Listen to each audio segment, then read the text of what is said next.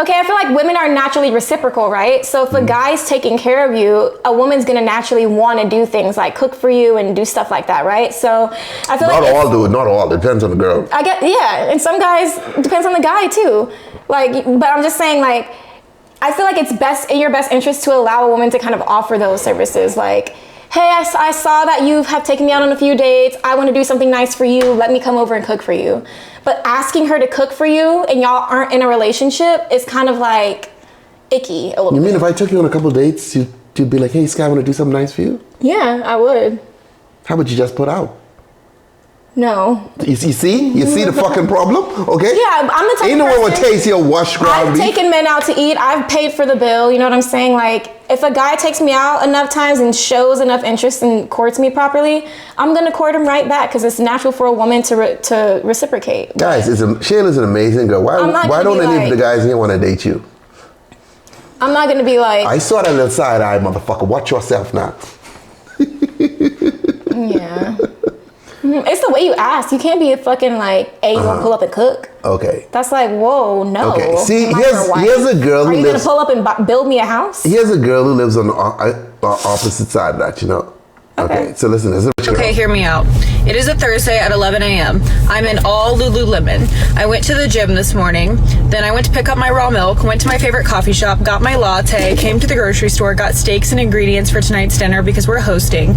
Now I'm gonna go drop off some closet alterations, maybe help my husband with accounting and tax stuff, clean the house again because we're hosting, so I'm gonna do a deep clean. You do have to find the right man who gives you the option to do this, but imagine how much propaganda it took to convince women that this is oppressive.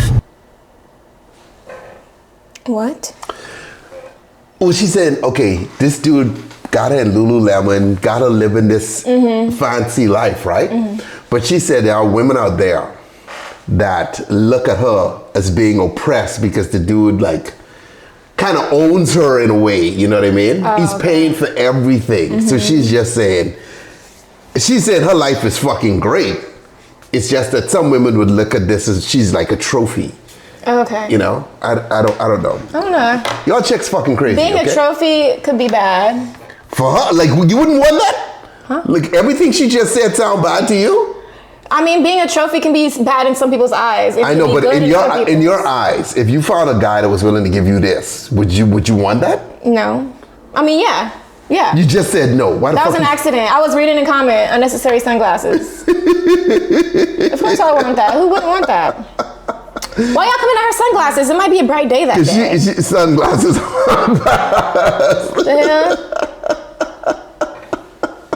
Be impressed by a job that hates you or a husband that loves you. Choose wisely.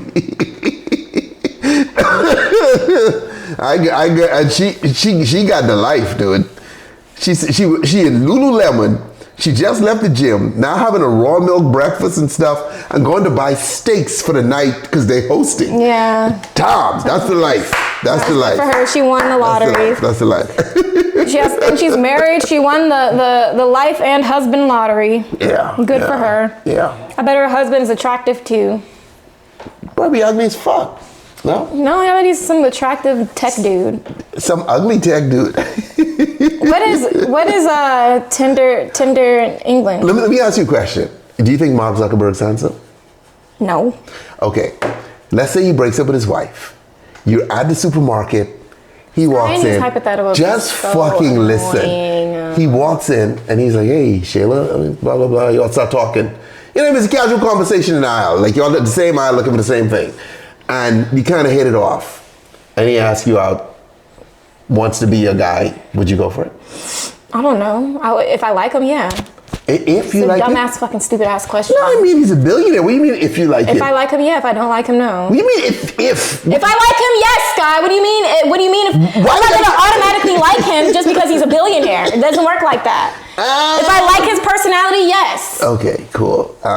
Cool. Hey, it's okay. Oprah Winfrey walks into the supermarket. You guys hit it off. She takes you out. She wants to be your lady. You know what? I'm gonna have to do that. She wants sex twice a day and head for 2 hours. Man, You know, I mean, hey, you know. Specifically unshowered. We're not fucking having a prenup, you know, and I'm gonna put in the work, okay? Because this is America, and I came here with goals, and I can work to achieve those goals. And if I got to eat Oprah Winfrey after she just been to the gym, I'm gonna fucking do that, okay? God bless this country, for 2 hours okay, for straight? providing me with that opportunity, okay?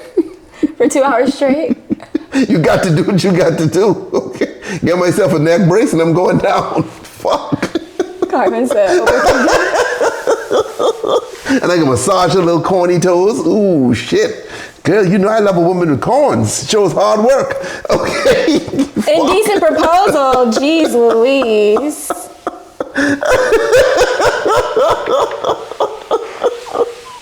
Dude. Oprah? Fuck. Hey, babe. Think I could get a Bentley? You know what I mean? No, you know, I wanted like, you know, like a purple color, like a neon purple with this Gucci interior. I mean, that's pretty ratchet. A custom made Bentley? Well, you could do Neon purple with Gucci seats.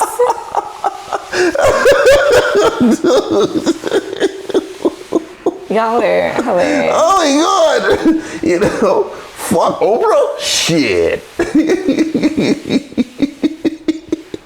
She's like, Mark Zuckerberg, if I like him, you better fucking like him. No, what if he's weird and creepy? Creeps me out. Too bad. I can't fake it. I can't fake the fun. You better fake it till you cash in. That's like soul crushing. And invite me over. Hey, Mark, you know I have a page on Facebook, Tipsy Bartender. You think you can send more traffic my way? That's like selling your soul to the devil. Yeah, you only got to do it for a couple of years. Just as long as I can get married and get a prenup. There are worse jobs to have, okay? There's worse jobs to have. Than being a billionaire sex slave. Yeah, you know, you under the freeway, you know, and telling people the story. Yeah, you know, I had a chance, but I didn't want to because I have integrity, okay? Who's gonna be under the fucking freeway? I have morals. All of us, the way I go. Under the freeway, you can be parked.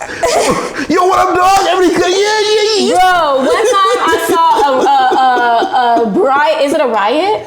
Uh-huh. I saw a riot break out among the homeless underneath the freeway. Yeah. And they were all in the streets beating each other up. I don't know why they got into a fight. I'm telling you, my boy, me and Alan had this friend, Sean, and he was getting into marijuana, right? But he wasn't good at what he was doing. Like the business? Yeah, and his fucking grow, he was growing in a building downtown in the middle of Skid Row, right? And the rent was high as fuck. In the middle of Skid Row? Yeah, in Skid Row, yeah. Let me just tell you all. Guys, let me just describe this to you all. It was right opposite, like one of the shelters that put people up for the night and cook food and stuff like that, right? Uh-huh. The street packed with homeless people. There was a garbage bin with fire in it on cold nights. With the dude standing around it just like fucking Mad Max or one of them dystopian movies. Yeah. I swear to God. It's like shameless. Okay?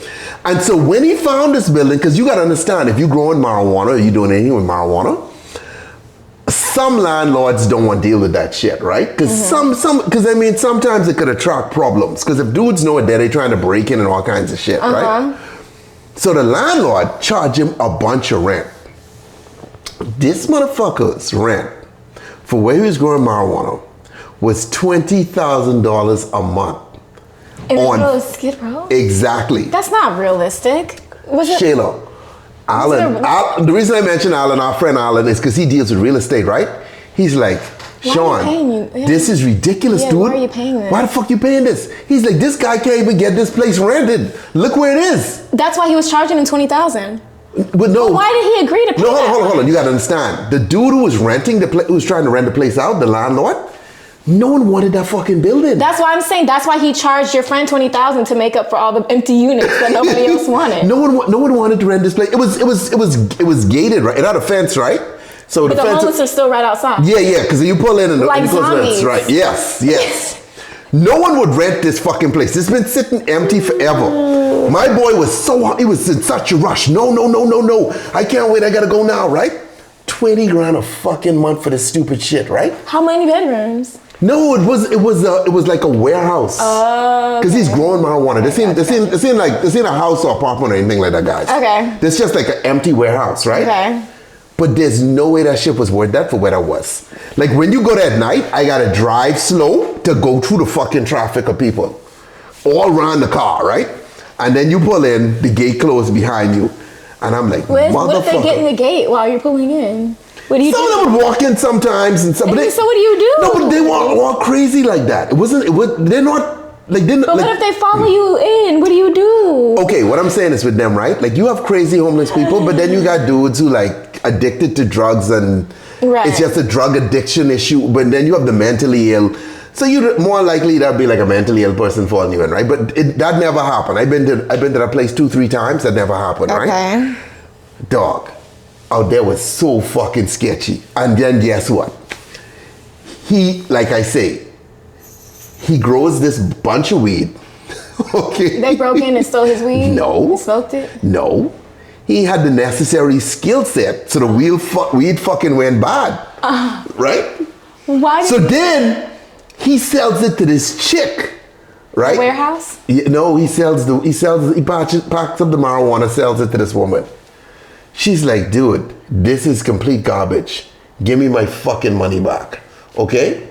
And see, this is the thing with marijuana. Loss. Remember, it's a gray area, right? Mm-hmm. And this chick is straight up. You got fucking this long, or that's the end of you. And she meant fucking business. So he had to give her money back. She sent dudes to pick that shit up. And he lost out on that $20K a month. So he lost all the money from the grow because it was garbage, and he still owed the landlord. Okay, so where is he now? Is he underneath the freeway? The business shut down. He had to get out. So where is he now? Is he okay? Is he human? He lives with his mom. Damn. What a turn of events. Holy fuck. Yeah, but you gotta understand, like, if you doing that weed shit, right? You gotta know what you're doing. He's doing the weed shit. Yeah, but this is different. This is Eddie Blue. This is different. You know, I'm not growing weed. This in a can. It's, you know what I mean. This is a more legally clear part of the fucking industry. You know what I mean? So this ain't like that. It's not like some woman gonna pull up on me and be like, hey, the shit you gave me was bad. Give me my fucking money back. Right. When he needed that money to keep the business going. So the business collapsed. The landlord suing him for the fucking rent because he missed a couple months. There's no way he's gonna make that money. $20,000. So now he's like over $60,000 in debt or something? No, but he was in business for a while. And then this happened during COVID. So he owed that dude like a year's rent or a year or two's rent. Fuck. So he getting sued for the rent. I thought there were laws that like protected renters against that shit where like they couldn't charge for rent and they couldn't back charge you. No, not in his case. His case is he owes this dude money. Oh my fucking goodness. He owes this dude a ton of money.